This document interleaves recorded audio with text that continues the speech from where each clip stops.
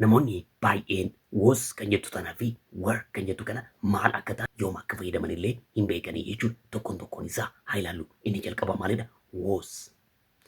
Was. Was fi were kan jennuun tuni walumaa galatti verb to be jennaan. Verb to be gochima ta'umsaa paastii keessatti fayyadamu yeroo darbe kan ittiin argisiifnu jechuudha. Maal jenneeni gochima ta'uu yookaan gochima ta'umsaa jennaan jechuudha. Gochimni ta'uu kun egaa woozii fi were kan jettu kuni paastiidha argisiisa yeroo darbe keessa. Fakkeenyaaf ishii jalqabaa bira gaafa dhufnu was jenna. Was kan jettu kanaa wajjin warroonni deeman kanneen akka she was, I was, he was, it was kan jettu kanaa wajjin deemu.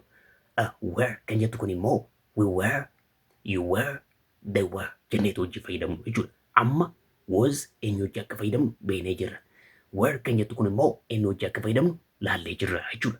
Okay, isa jalqabaa biratti haa deebinu. Was kan jettu kanarraa dhufnu. Fakkeenyaaf isheen daaktara turte naan jedha. Isheen daaktara turte. She was a doctor.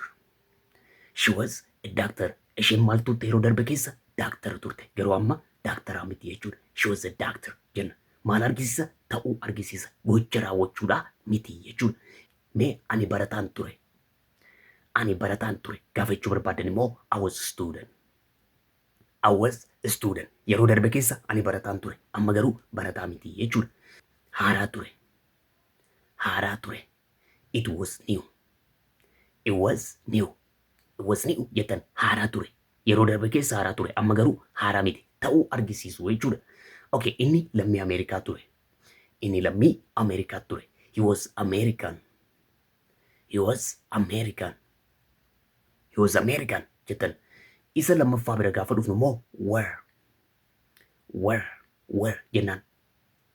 Ishiin tunis gochima ta'umsaa danuu lakkoofsa danuu wajjin argisiifte. Was kan jenne qeenxee argisiifte. Were kan jennu immoo danuu argisiisa. Fakkeenyaaf nuti barattoota turre. Nuti barattoota ture. We were students. We were students. We were students jettan. They kan jettu kana bira gaafa dhufnu immoo they were jenna. Isaan Itoophiyaanota turanii.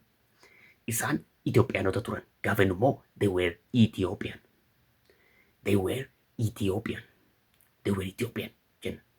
Ati daldalaa turte. Ati daldalaa turte. Gaafa nama tokkoon ittiin immoo you were trader. You were trader. You were trader jennaan.